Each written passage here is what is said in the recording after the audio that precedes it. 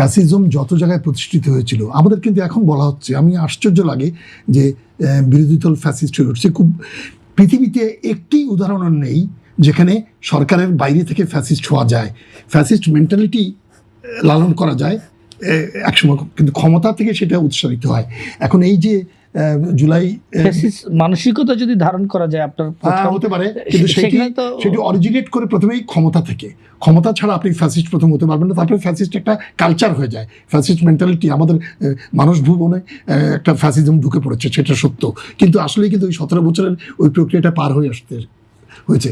তাহলে বাংলাদেশ একটা স্বাধীন হলো 1971 সালে, আর 2024-এ ওই 71 সালে একটা ভূখণ্ড পাওয়া গেল, কিন্তু যেহেতু প্রকৃত স্বাধীনতা পাওয়া গেল না, সেইটার জন্য নানা রকম চেষ্টা চরিত্র হলো, এবং 17 বছরে একটা ফ্যাসিজম পেরিয়ে প্রায় 17 বছরে আমরা একটা আলোর মুখ দেখলাম। ওই যেটাকে বললেন বেদনা বিদুর, তার উল্টো দিকে খুব ডাইরেক্টিক্যালি দেখলে ওইটি সবচেয়ে আমাদের উজ্জ্বল উদ্ধার, 24-এর গণঅভ্যুত্থান।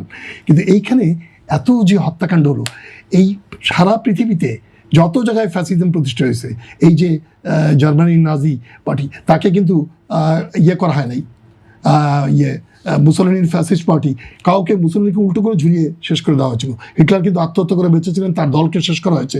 এখনও পর্যন্ত সেগুলোকে ট্রেস করতে পারলে এই ট্রাইব্যুনালে নিয়ে গিয়ে তাদের গ্যাস চেম্বার করে শেষ করা, এক এক দেশে এক এক রকম, কিন্তু করা হয়। এইটি খেয়াল রাখতে হবে। ফ্র্যাঙ্কোকে কিন্তু স্পেনের ফ্র্যাঙ্কোকে কিন্তু কেউ ছাড়ে নাই, তার দলকেও কেউ ছাড়ে নাই। আচ্ছা, এর নাম কি বলে, পর্তুগালের সালাদারকে কেউ ছাড়ে নাই। এই যে আমাদের চিলির পিনোশেকে ছাড়ে নাই, তার দলকে ছাড়ে নাই। কিউবায় বিচার হয়েছে 4 মাসের মধ্যে, একবারে ফিদেল কাস্ট্রো। সিরিয়া, এই যে এত গোলযোগ, কিন্তু সিরিয়া কিন্তু সেটা করে ফেলেছে।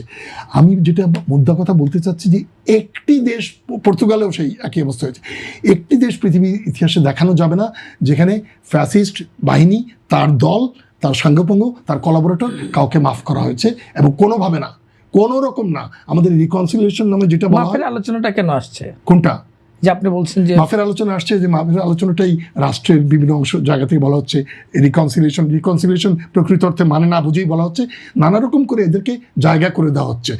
বিচারটা দেরি হচ্ছে কেন? দেখেন, আইসিটি করা হয়ে গেছে, 1-2 মামলা হয়েছে, এবং যে মামলাগুলোর রেজাল্ট হয়ে গেছে, যেমন শেখ হাসিনার একটা হয়েছে, এবং আরও এরকম 2-3টা হয়েছে, আর কিন্তু না। তাইলে এই যে দীর্ঘদিন ধরে প্রমাণিত সত্য যেগুলি, এর মধ্যে লেখনাগুলো কোথায় ছিল?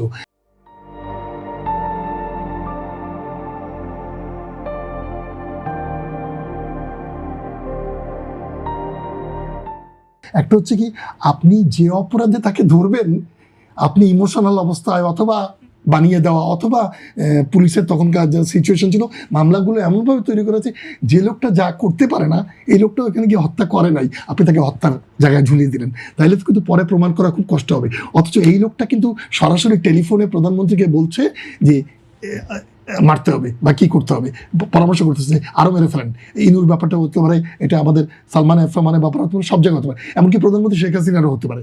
কিন্তু যে কাজটা সে করে নাই, তাকে যদি ওই জায়গায় জড়িয়ে দেন, তাহলে কিন্তু মামলায় ওটা প্রমাণ করা কঠিন হবে।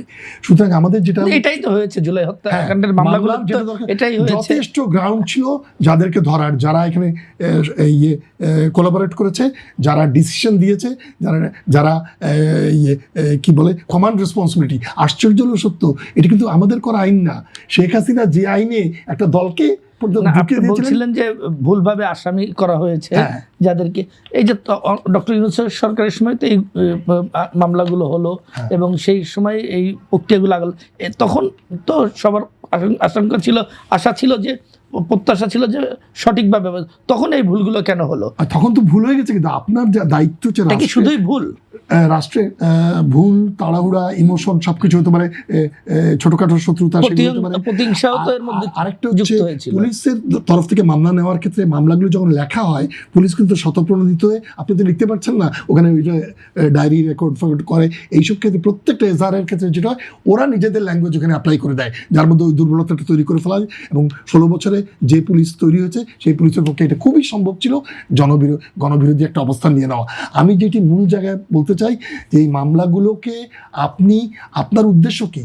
আপনি কি জুলাইয়ের গণঅভ্যুত্থান হয়ে গেল এবং অনেক লোক মারা গেল, শহীদ হয়ে গেল অনেকেই, সব ঠিক আছে, এপিসি থেকে ফেলে দিল, ওখান থেকে আবার ওদিকে সরালো, সেখান থেকে আবার ওই ক্যালিফোর্নিয়া ডিভাইডার ওইটার উপর দিয়ে উল্টিয়ে দিয়ে ফেলে এখান থেকে ইয়ামিনের লাশ কীভাবে গেল, বা ফাইয়াজের কি হলো, বা অন্য যতজনের কথা বলি মুগ্ধের ব্যাপারটা কি হলো, প্রত্যেকটি জায়গায় আপনি কিন্তু প্রমাণ করতে পারবেন কারা কি করেছে।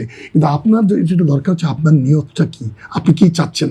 রাষ্ট্র এইটি না যে কতগুলো লোকের হত্যা হলো তারা শহীদ পরিবার বলে এক ধরনের ইমোশন দেখানো, সব ঠিক আছে, কিন্তু ওইটা খেয়াল রাখতে হবে যে এই বিচারের মাধ্যমে কিন্তু আমরা আমাদের রাষ্ট্র ব্যবস্থায় একটা জাস্টিস কায়েম করার চেষ্টা করছি।